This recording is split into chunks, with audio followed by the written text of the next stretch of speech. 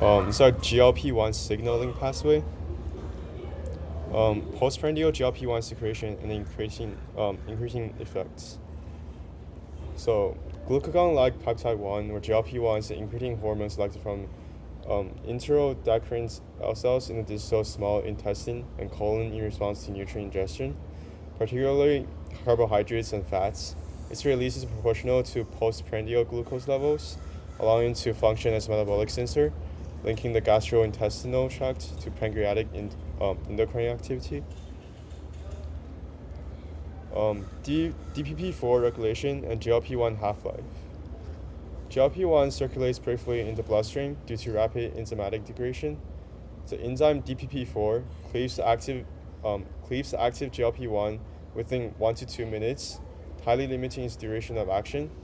Because of this short half-life, endogenous GLP-1 acts in a highly regulated transient manner. Glucose-dependent insulin secretion. Beyond its pancreatic effects, GLP-1 exerts systemic physiological roles in pancreatic beta cells.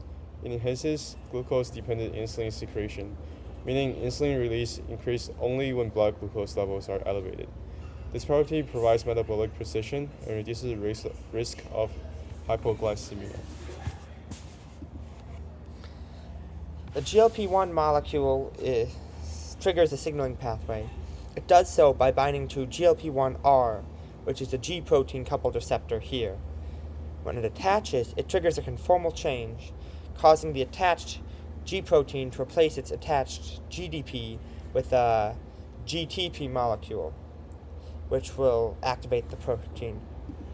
The activated protein will detaches from the receptor and attaches to an adenyl cyclase protein, shown here in green, which activates that protein.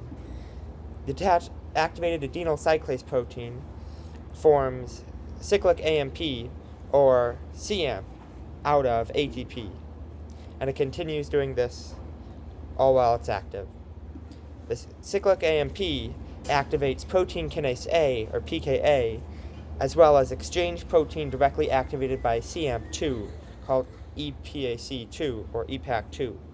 There's an EPAC2 molecule bound to an ATP-sensitive potassium gate, shown here in purple. When that gate is phosphorylated by PKA, and the EPAC molecule gets activated by attaching to CAMP, it blocks potassium from leaving the cell. Typically, the gate allows potassium to leave the cell when internal ATP levels are low. When it's activated like this, the gate becomes much more sensitive to ATP levels, causing it to block potassium exit even at very low levels of ATP. The blockage causes potassium to build up inside of the cell, making the membrane potential more positive, causing depolarization. Separately, there's a voltage-sensitive calcium channel, shown here in blue. Insulin granules are attached to the channel via the protein RM2, holding them somewhat close.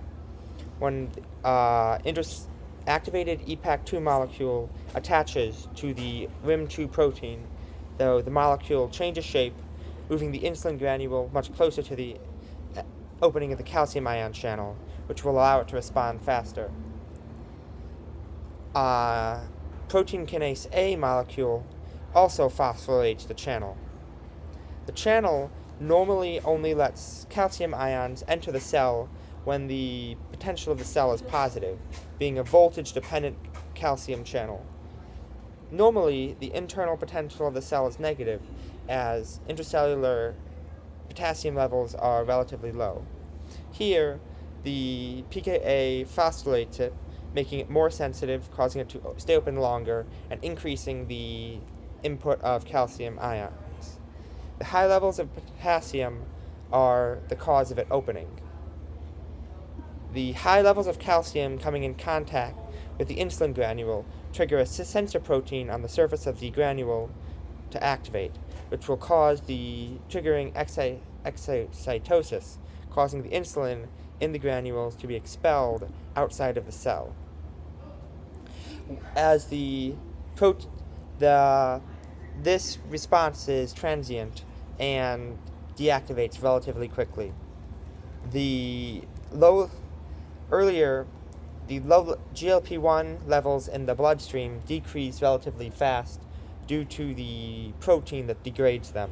When GLP-1 is broken down, the receptor will eventually unbind to GLP-1, deactivating it.